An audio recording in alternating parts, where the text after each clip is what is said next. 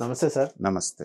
Sir ఇప్పుడు ఏదైతే pre poll survey జరిగిందో, అదే పోస్ట్ పోల్‌లో రిపీట్ అవుతుందని చాలామంది చెప్తున్నారు. కూటమి అధికారంలోకి వస్తుందని, చంద్రబాబు నాయుడు గారే సీఎం అవుతారని చాలామంది చెప్తున్నారు. అది నిజమైందని నమ్ముతున్నారు కూడా.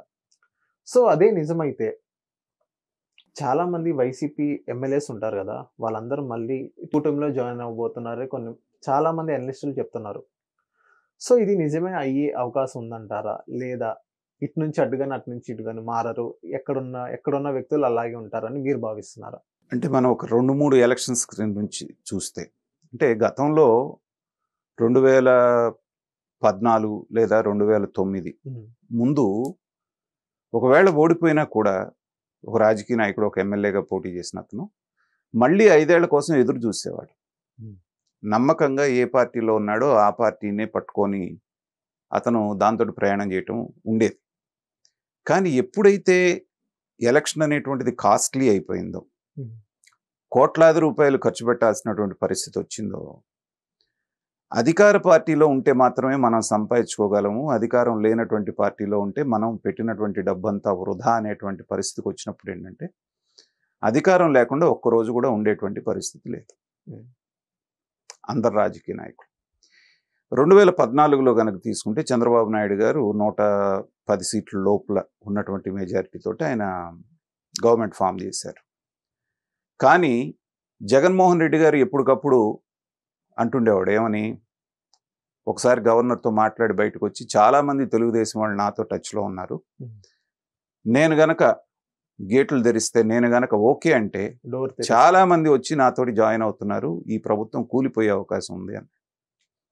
చాలామంది ఏమి విమర్శిస్తారంటే, చంద్రబాబు నాయుడు గారు 23 మందిని అప్పుడు ఎందుకు తీసుకున్నాడు, ఆయనకి మెజారిటీ ఉన్నా కానీ ఎందుకు తీసుకున్నాడు వైఎస్ఆర్సీపీలో నుంచి అని మాట్లాడతారు. కానీ చాలామంది ఈ విషయం మర్చిపోయారు.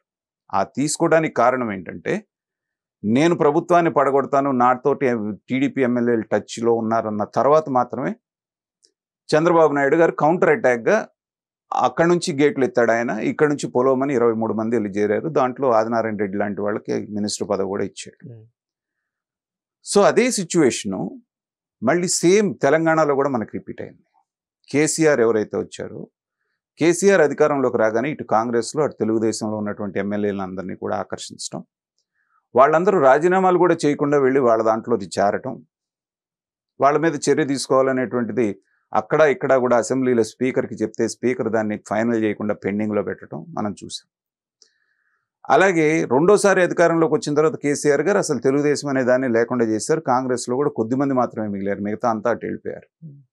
కానీ ఆంధ్రప్రదేశ్లో 2019లో అధికారంలోకి వచ్చిన జగన్మోహన్ రెడ్డి 2014లో దెబ్బతిని ఉన్నాడు కాబట్టి, నా దగ్గరికి ఎవరన్నా రావాలి అంటే పదవికి రాజీనామా చేసి మళ్ళీ ఎలక్ట్ అయ్యి వస్తేనే నేను తీసుకుంటా అని ప్రమాణ స్వీకారం చేసినప్పుడు చెప్పాడు ఆయన. అది ఒక రకంగా తెలుగుదేశాన్ని రక్షించింది. అలా కాకుండా అంతకుముందు చంద్రబాబు నాయుడు గారు తీసుకున్నట్టే జగన్మోహన్ రెడ్డి ఓకే అంటే ఈ 23 మందిలో ఏ ముగ్గురు మిగిలేవాళ్ళు. ఎందుకంటే వాళ్ళు పెట్టిన కేసులకి, వాళ్ళు చేసిన వేధింపులకి ఎప్పుడో వీళ్ళు చేరిపోయేవారు. కానీ జగన్మోహన్ రెడ్డి గారు తీసుకోవడానికి కూడా ఆయన అన్నమాట ఆయనకు అడ్డం పడ్డది. అప్పటికి మన వల్లభనేని వంశీ లాంటి వాళ్ళు, తర్వాత ఇంకో 3-4 ఎమ్మెల్యేలు, ఎవరైతే 4 ఎమ్మెల్యేలు అనఫిషియల్గా వెళ్ళి వాళ్ళకి అటాచ్డ్ మెంబర్స్గా ఉన్నారు. అఫిషియల్గా తీసుకోవడానికి ఏమో అతను అన్నమాట అడ్డం పడ్డది, అనఫిషియల్గా మాత్రం తీసుకొని వాళ్ళని వీళ్ళని పక్కన పెట్టుకున్నారు. సరే, అది జరిగిన తర్వాత కౌంటర్ అటాక్గా మళ్ళీ, ఎందుకంటే చంద్రబాబు నాయుడు గారి చాణక్యం మామూలుగా ఉండదు కదా, ఎమ్మెల్సీ ఎన్నికలు వచ్చినప్పుడు వాళ్ళ 4 యువతల ఓటేసేటట్టుగా ఆయన చేశాడు. సో మళ్ళీ 23 సమానమైంది.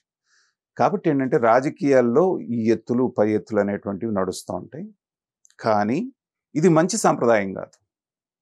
ఇది చంద్రబాబు నాయుడు గారు చేసినా, జగన్మోహన్ రెడ్డి గారు చేసినా, కేసీఆర్ చేసినా, లేకపోతే రేపు రేవంత్ రెడ్డి చేసినా కూడా ఒక పార్టీ సింబల్ మీద గెలిచి అప్పటిదాకా అపోజిషన్ వాళ్ళని తిట్టి నానా మాటలు అని అధికారంలోకి రాగానే నేను వెళ్ళి మళ్ళీ ఆ పార్టీలోకి చేరతాను కానీ వీళ్ళు చేర్చుకోవటం అనేటువంటిది ఏంటంటే నైతికంగా చాలా తప్పుడు విధానం. మనం ఇక్కడ గమనిస్తే కేకే అనేటువంటి వ్యక్తిని, కేకేశ్వరరావు, కాంగ్రెస్లో సీనియర్ మోస్ట్ లీడర్, ఆయన్ని కేసీఆర్ గారు తీసుకొచ్చి పెద్దపీట వేసి నంబర్ 2 పొజిషన్ ఆయనకి ఇచ్చాడు. అధికారం పోయిన వెంటనే బయటికి వచ్చి కేసీఆర్ మీద నానా విమర్శలు చేసి కాంగ్రెస్లో చేరాడు. ఎందుకు వచ్చావయ్యా అంటే, కాంగ్రెస్ నా మాతృ సంస్థ, నేను నా ఆఖరి క్షణాల్లో ఆఖరి రోజులు నేను కాంగ్రెస్ పార్టీలో చచ్చిపోవాలనుకుంటున్నాను. నా ప్రశ్న ఒకటే, ఆ రోజు అడిగాను, ఈ రోజు అడుగుతున్నాను. అదే కేసీఆర్ అధికారంలోకి వచ్చి బీఆర్ఎస్ అధికారంలోకి వచ్చి ఉంటే కేకే అనేటువంటి వ్యక్తి పార్టీ మారేవాడా? ఖచ్చితంగా మారడు. అప్పుడు మాతృ సంస్థ లేదు, ఇక్కడ చచ్చిపోవాలనే కోరిక లేదు. అలాగే శ్రీహరి, కడియం శ్రీహరి ఓడిపోయి ఉన్నటువంటి వ్యక్తిని తీసుకొచ్చి సముచితమైనటువంటి గౌరవం ఇచ్చి డిప్యూటీ చీఫ్ మినిస్టర్ని చేసి వరంగల్ సీట్ ఇచ్చిన తర్వాత కూడా వాళ్ళ అమ్మాయికి రాజీనామా చేసి సీట్ను కూడా కాదని వాళ్ళు వచ్చి మళ్ళీ కాంగ్రెస్ పార్టీలో చేరారు. ఇవన్నీ ఏంటంటే జరుగుతున్నటువంటి రాజకీయ పరిణామాల గురించి చెప్పడం. అట్లాగే రేపొద్దున ఒకవేళ సర్వేలు చెప్తున్నట్టుగా కూటమి గనక అధికారంలోకి వస్తే మళ్ళీ ఆయారాములు అనేటువంటి వాళ్ళందరూ బయలుదేరుతారు. చంద్రబాబు నాయుడు గారితో నాకు వేలు విరిచిన చుట్టరెక్క ఉందనో, లేకపోతే చంద్రబాబు నాయుడు గారు నాకు ఎప్పుడో గురువనో, లేకపోతే రేపు విడుదల రజనీ ఉంది, హైటెక్ సిటీలో నాటిన మొక్కనో, ఈ పాత పరిచయాలన్నీ పెట్టుకొని వాళ్ళు వచ్చినా ఆశ్చర్యపోవాల్సిన పని లేదు. రాజకీయంలో ఏదైనా సాధ్యమే. శాశ్వత మిత్రులు ఉండరు, శాశ్వత శత్రువులు ఉండరు. కానీ అలాంటి వారిని ఎంకరేజ్ చేయటం అనేటువంటిది రాజకీయాల్లో మంచిది కాదనేటువంటిది మళ్ళీ నా నిశ్చిత అభిప్రాయం. ఎందుకంటే అవతల నిన్ను ఆదరించినటువంటి వ్యక్తిని యువతలకు వచ్చి ఇప్పుడు తిడుతున్నాడు అంటే, రేపు నీ దగ్గర అధికారం పోయిన తర్వాత నీ దగ్గర నుంచి అవతలకి తిట్టడనే గ్యారంటీ ఏంటి? ఖచ్చితంగా ఇది మినిమం కామన్ సెన్స్ పాయింట్ కదా. ఇలాంటిది ఉన్నప్పుడు అలాంటి అవకాశవాదుల్ని మీరు తీసుకొని వాళ్ళని ప్రోత్సహించి వాళ్ళకి మినిస్టర్ పదవులు ఇచ్చిన తర్వాత వాళ్ళ నుంచి విశ్వసనీయత, విశ్వాసం ఎక్స్పెక్ట్ చేయటం అనేటువంటిది నేతి బీరకాయలో నెయ్యంతో ఇది కూడా అంతే కదా. కానీ మీకు సరే ప్రభుత్వానికి అవసరం ఉండి తీసుకున్నారు అంటే అది వేరే విషయం. ప్రభుత్వానికి కావాల్సినంత మెజారిటీ ఉన్నప్పటికీ కూడా వాడు చేశాడు కాబట్టి నేను చేశాను కాబట్టి వాడు చేశాడు కాబట్టి ఇంకోడు అని చెప్పేసి చేయటం అనేటువంటిది రాజకీయాలు పతనం అవుతున్నటువంటి దానికి ఇది ఒక నిదర్శనం. కాబట్టి అందరూ చెప్తున్నట్టుగా కూటమికి 120 సీట్లు పైనే వస్తాయనేటువంటిది వినపడుతున్నప్పుడు వాళ్ళని ప్రతిపక్షం లాగానే చూడండి. వాడి మూలాన ఏదో ఒరుగుతుంది కదా అని చెప్పేసి అవతల నుంచి వస్తానన్నప్పుడు మీరు యాక్సెప్ట్ చేశారు అంటే ఏంటంటే మీ విశ్వసనీయత కూడా దెబ్బతినేటువంటి అవకాశం ఉంది. వాళ్ళు ఏమన్నారు, మమ్మల్ని 23 మంది లాక్కున్నారు కాబట్టి దేవుడు స్క్రిప్ట్ ఇచ్చాడు, 23 మందే మీరు గెలిచారు, 3 ఎంపీలను లాక్కున్నారు కాబట్టి 3 ఎంపీలనే ఇచ్చారు, ఇదేదో మన డ్రామా ఇది చెప్పారు కథలు. రేపొద్దున మీరు మళ్ళీ ఇదే పని చేస్తే అదే పాట పాడతారు, మళ్ళీ అదే విమర్శ వస్తుంది మీకు.